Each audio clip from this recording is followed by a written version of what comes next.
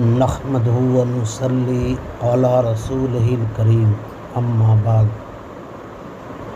دیوبندی مولوی خلیل احمد براہین عطیہ صفحہ 51 میں لکھا ہے کہ شیطان کا علم نبی اکرم صلی اللہ علیہ وسلم کے علم سے زیادہ ہے۔ نبی پاک صلی اللہ علیہ وسلم کو دیوار کے پیچھے کا علم نہیں۔ اسی کتاب میں صفحہ 122 پر تحریر کرتا ہے کہ شیطان اور ملک الموت کی وسعت علمی نص سے ثابت ہے۔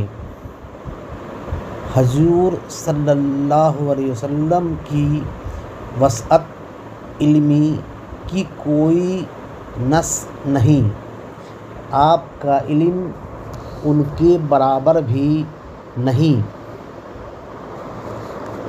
پھر المحنّد علی المفند میں، جس کے مصنف بھی یہی خلیل احمد ہے، لکھتا ہے صفحہ 53 پر کہ جو شخص یہ عقیدہ رکھے کہ فلاں شیطان کا علم حضور صلی اللہ علیہ وسلم سے زیادہ ہے تو وہ کافر ہے۔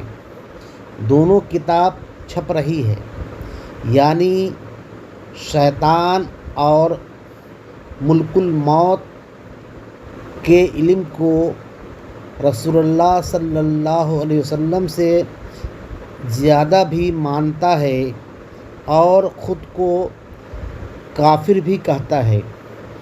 اس سے بڑا پاگل فرقہ کون ہوگا؟